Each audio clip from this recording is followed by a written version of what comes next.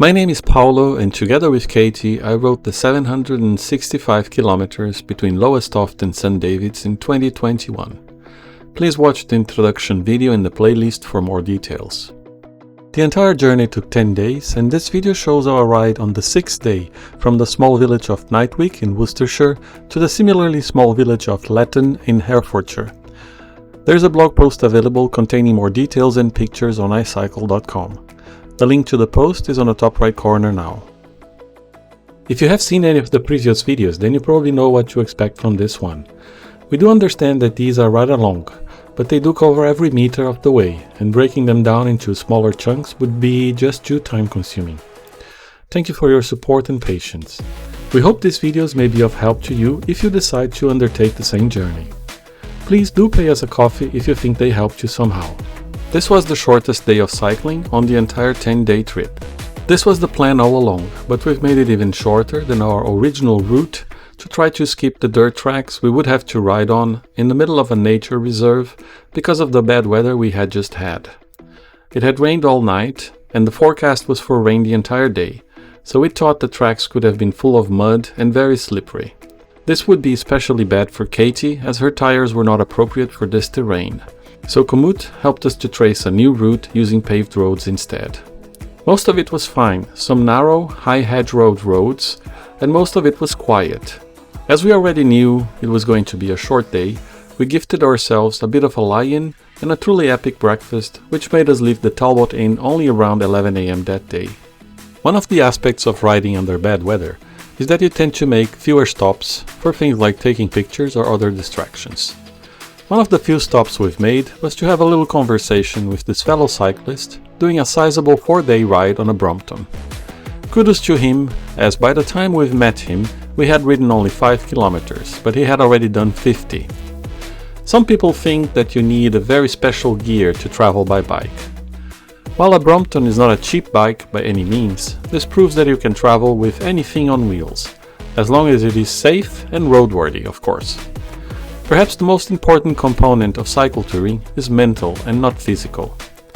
I think preparation is important, and that includes thinking ahead about what the journey might require.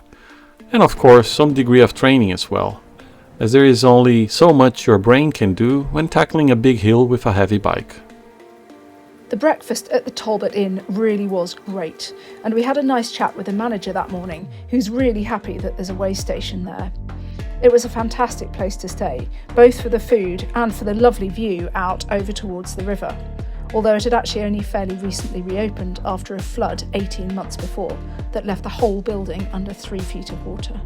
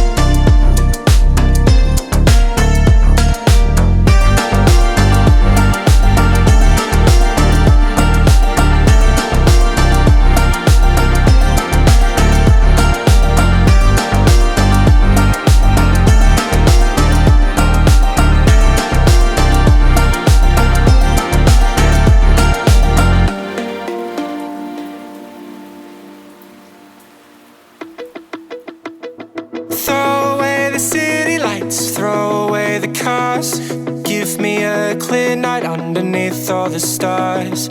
I don't want no concrete jungles, no suburbia. I just want somewhere that the blue skies are.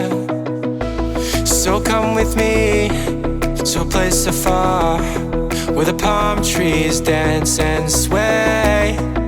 So run coming with me?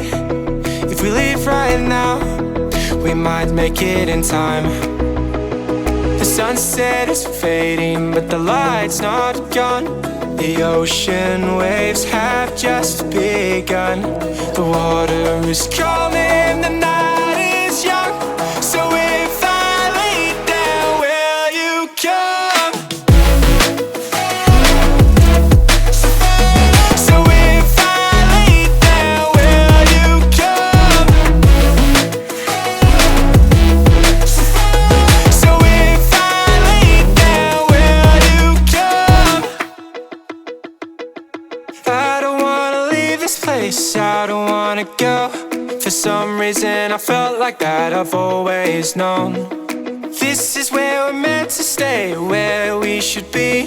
This place is where the sun shines forever free. The sunset is fading, but the light's not gone. The ocean waves have just begun. The water is calling, the night is young. So if I lay down, will you come? Follow, so follow. So if I lay down, will you come?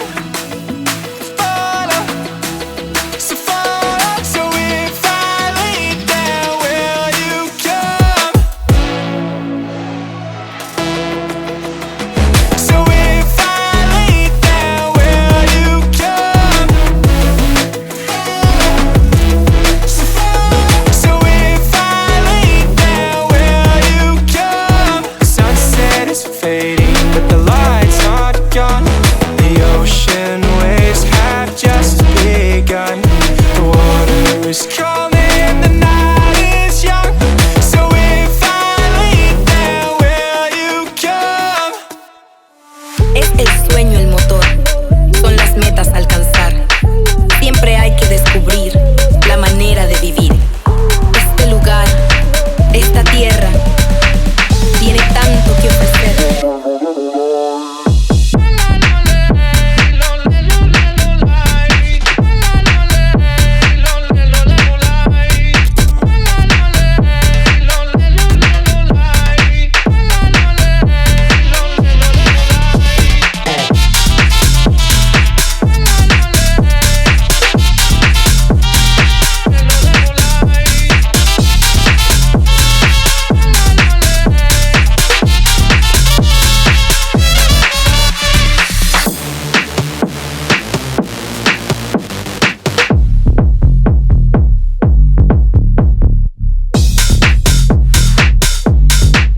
I only wish that these roadworks were for resurfacing purposes.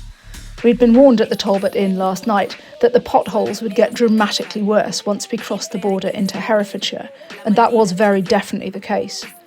The big problem on a bike, of course, is that when it rains, as it did most of today, you can't tell if an innocuous-looking puddle on the road in front of you is actually going to prove to be a gaping crevasse that will spin you off your bike if you hit it. It was slightly uncomfortable riding today. Tiene tanto que ofrecer.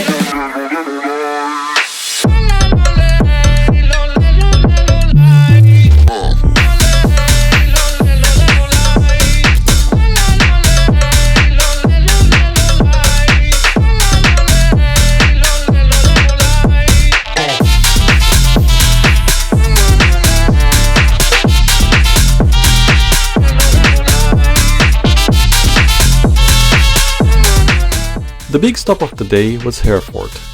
First at the city centre for a well-deserved cup of coffee, and then a longer stop for a brief visit to Hereford Cathedral, one of the most impressive cathedrals along the way, which, as you may have seen so far, has a number of them.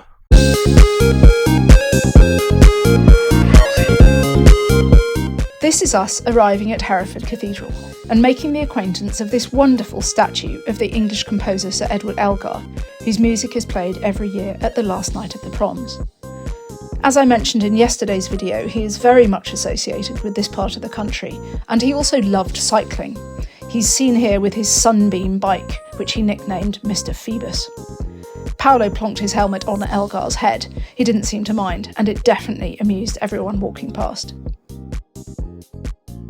Hereford Cathedral is a historic Church of England cathedral. It dates back to the 8th century, with the current building begun in 1079.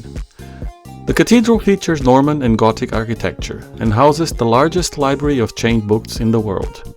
Its most famous treasure is the Mappa Mundi, a medieval map of the world created around 1300. The cathedral is dedicated to Saint Mary the Virgin and Saint Ethelbert the King. I'll leave a link to the cathedral's Wikipedia page in the description below.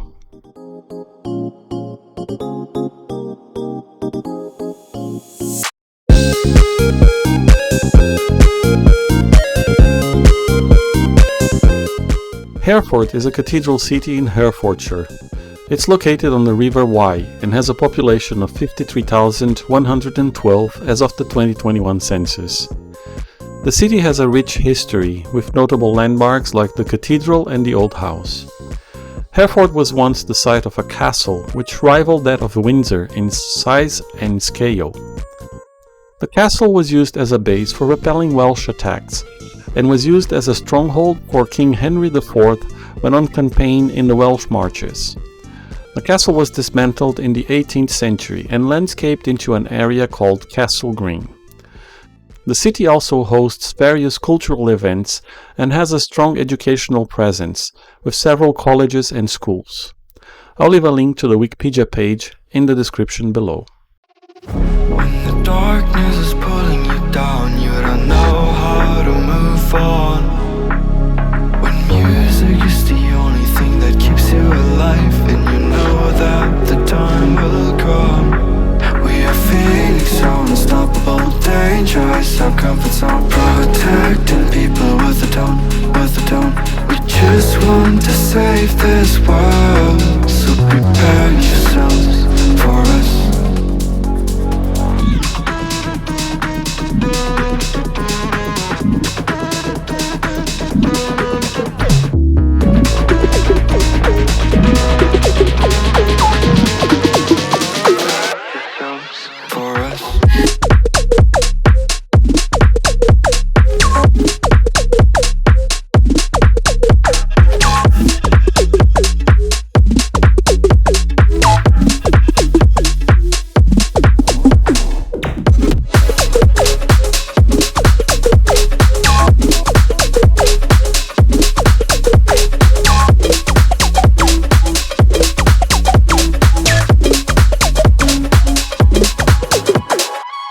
Take me down, down, down, down, down, down. Try to lift me up, above.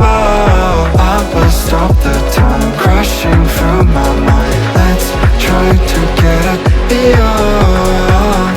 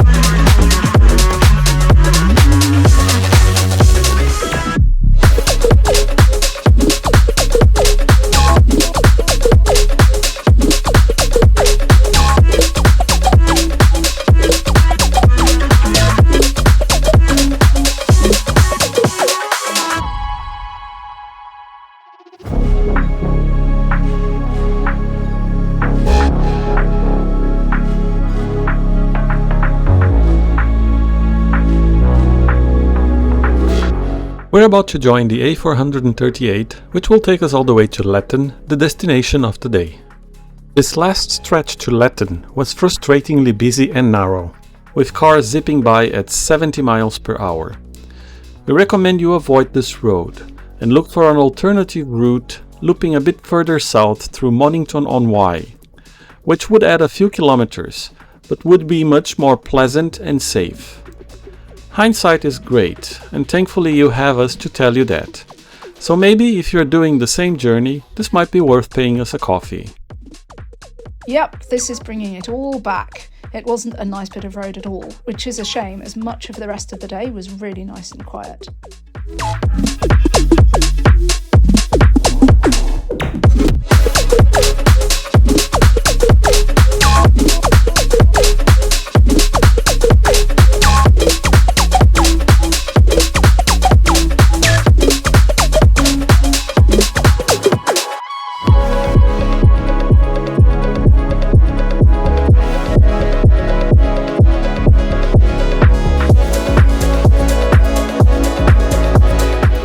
In a few seconds you'll see us arriving at the Swan, the place we spent the night. It was the perfect place for us, a lovely old building for Katie, and all the modern comforts for me, like fast Wi-Fi, USB charging ports in the wall sockets, an enormous bed, a proper smart TV, a DAB radio, a sofa, and a full-on shower. At the time it was so brand spanking new that it still smelled of paint. Our bikes were safely stored in a locked shed outside.